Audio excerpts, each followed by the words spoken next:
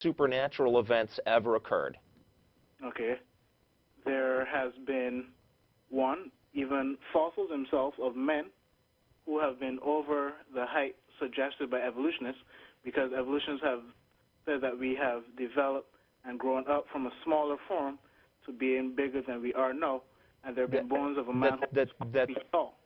Wow. You know, there's individual variation even to people now. This is just assuming, without even looking at any of the references, this is just assuming that what you're saying is true. You know, there's height variations among modern-day humans now. The fact that you could, even if what you're saying is true, the existence of a fossil that is larger or smaller than expected is not proof of anything supernatural. Does this fossil have like attachments for wings or something? No, it's just what are you claiming that it is? It's fully human. It's fully human, 12 feet tall. Did it have? Okay, so you're saying it was 12 feet tall? What? Yes. 12 feet tall? I think we'll have Matt. Matt's going to do the research on this. I think you've been getting your information from very unreliable sources. I recall pictures of guys excavating giant skeletons, and those pictures have been demonstrated to be fakes. You know, what was the one in England, the famous one in England that was a statue? Things like Ramasiphicus and all those guys, haven't they proven to be fake too? And also the other quote-unquote missing links? No. First, okay, wow. Hang on. Let me backtrack a second. First of all, your conspiracy theory thing falls apart the second you realize that atheism and evolution are not tied together, and that there are tons of Christians and other religionists who accept that evolution is a fact. Oh yeah, and I had one more comment on that. It is a fact. It is supported by evidence, and even one of the current head of the NIH, who is the former head of the Human Genome Project, has said that even if there were no fossils, the DNA evidence alone would be enough to confirm common ancestry. This is an evangelical Christian who I despise for all sorts of things, and yet he is unwilling to buy into this nonsense that you're buying into because the science does not support it. And now you're talking about digging up bones of 12-foot tall. What sort of conspiracy planet do we have to live on where the discovery by anthropologists of 12-foot humans... It was done by evolutionist anthropologists, mind you. Name them. What world, kind of conspiracy world do we have to live in where the discovery of 12-foot human remains that disprove evolution, and I'm not saying that necessarily would, but aren't front page news everywhere? What sort of world do we have to live in for that to be the case? Yeah, the world gradually has to be better physically in terms of the air that we breathe, because the oxygen content has also gone down. So it cannot support bigger life forms because of the oxygen content. Because what I'm saying that this supports it, if someone who believes in the Bible, where Genesis 6 says that there were giants in the earth, you missed something very important a minute ago, and that is when I said that you can find things that are consistent with the Genesis account, yet they do not confirm it. In much the same way that anthropologists 1,000 years from now can dig up New York, but that doesn't confirm that there was a Spider-Man. So the fact that you might find bones of somebody doesn't mean that the biblical account of giants or Nephilim or anything else are accurate. And even if there were some grain of truth in there, none of that gets you back to the supernatural claims that are behind it.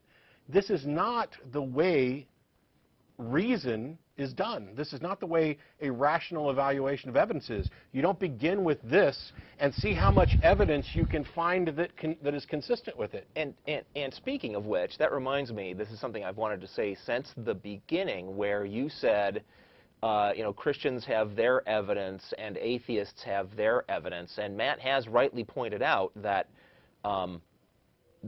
you know, atheism and evolution those are two different things, and that there are believers that accept the scientific findings of evolution. But not only that, atheists don't need evidence. There is one group that needs to meet the burden of proof, and that's those.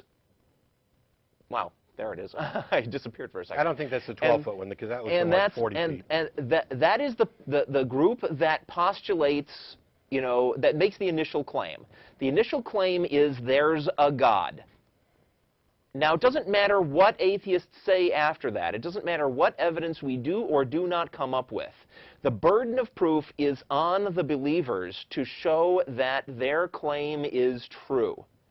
And the reason we're atheists is not because we think we can prove that your God doesn't exist. It's because you folks haven't proved that he does. So all this stuff, I mean, wow, yeah, the things that you're bringing up are like crazy conspiracy theory, lunatic fringe, anti-evolution stuff that you really need to. I'm sorry. No, go ahead.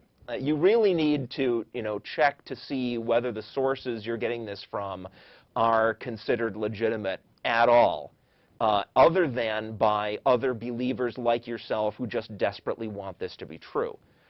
Yeah, I mean, it reminds me a little bit of like the Biloxi tracks, where somebody is convinced that they have found fossilized human and dinosaur tracks together, thereby, you know, right there in concrete, we have proof that man and dinosaur lived and walked at the same time.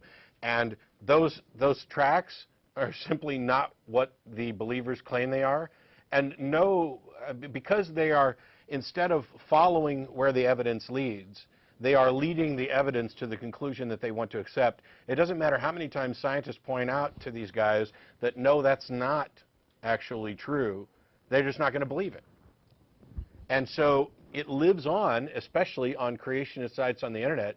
The first thing is, as much as I hate recommending creationist sites, if you go to, I believe it's Answers in Genesis, that has a list of arguments that they think creationists should not use, they're at least trying to eliminate some of the dumber arguments, like about moon dust and other things like that. I'd recommend that as a starting point. And then, when you're done reading that, go to Talk Origins and read the other arguments. There's an index of creationist claims there, and it's everything from what you were talking about here to the giants. The information is available. I don't know for a second if it would convince you, because you know, you're of a mindset that this evidence that confirms your beliefs is credible, and the scientists won't accept it because they have some sort of agenda to push. And that's, not only is it wrong when you consider the fact that there are many believers who accept evolution, but it's also wrong from the standpoint of how science actually works. If in fact there was scientific evidence for the biblical account, every scientist would be all over that, because first of all, it's Nobel Prize material. You're going to be rich. You're going to have grants all over the place. That is a worldview altering or worldview confirming event.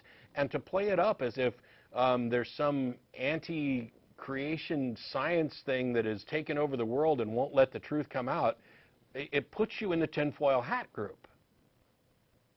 So, I mean, what is the center of evolution anyway? What do you mean? You know, the first thing I've heard of in evolution is the Big Bang Theory. That's not part of evolution. Can that be proven? The Big Bang has nothing to do with evolution. The theory of evolution by natural selection begins after life formed. It has nothing to do with universal origins, and it is only loosely tied to abiogenesis in the fact that we need some explanation for how life formed in the first place. Evolution deals with how creatures evolve over time. Okay. And I will admit to you that I have not even really scratched the surface of studying evolution. But, you know, that's why I'm asking, what is the real center of it all? What does it wholly stand upon? Evidence? Yeah, I mean, no, not just evidence, but what was the initial thing that started the study of evolution really and truly? The observation of the diversity of life and an attempt to come up with an explanation for it. And the evidence continued to point in the direction that small changes over vast periods of time can account for the diversity of life on the planet.